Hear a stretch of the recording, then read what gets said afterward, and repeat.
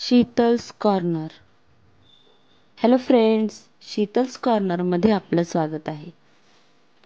आज आपण बनवणार आहोत चवळीच्या पानांची भाजी. चवळीची पाने ही मस्तपैकी शेतातून तोडलेली आहेत. ही छान हिरवीगार चवळीची पाने, अगदी मस्त ग्लेझिंग असलेली पाने तोडली आहेत. खूप कवळी व ग्लेझिंग आहे या पानांना. अशीच पाने भाजीसाठी छान लागतात. अशी छानशी तोडलेल्या पानांची भाजी कशी बनवायची याची रेसिपी आज आपण बनवणार आहोत. चवळीची पाने छान स्वच्छ धुवून निवडून घेऊन 2 ते 3 वेळा ही भाजी स्वच्छ पाण्यानं धुवून घ्यायची आहे. ही भाजी भाकरीबरोबर खूप छान लागते. प्रथम थोड्याशा पाण्यामध्ये ही पाने मीठ टाकून शिजवून घ्यायची आहेत.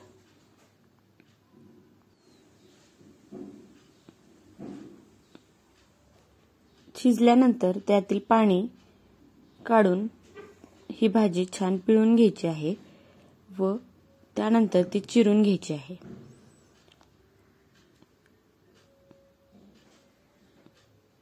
अशाच प्रकारे उडदाची भाजीची ही रेसिपी बनवलेली आहे.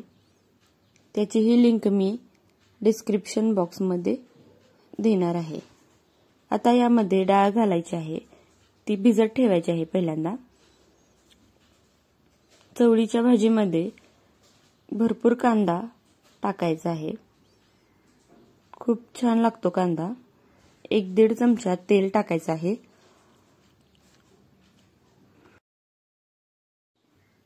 तेलामध्ये प्रथम जिरे मोहरी टाकून घ्यायचे आहेत. जिरे मोहरी टाकल्यानंतर आपण बारीक चिरलेला कांदा टाकायचा आहे. जास्त कांदा बारीक करायचा नाही. तो छानपैकी लाल होईपर्यंत परतून घ्यायचा आहे. यात 2 लसणाच्या कुड्या टाकायच्या आहेत चेचून.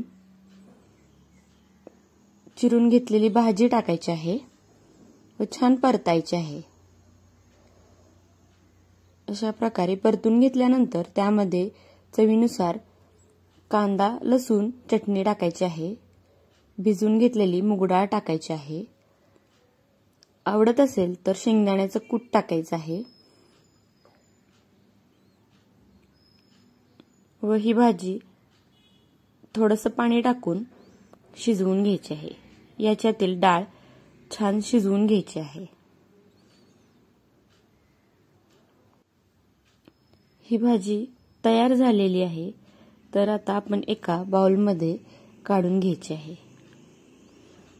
जर ही तुम्हाला भाजीची रेसिपी आवडली असेल तर माझ्या चॅनलला सबस्क्राईब करा,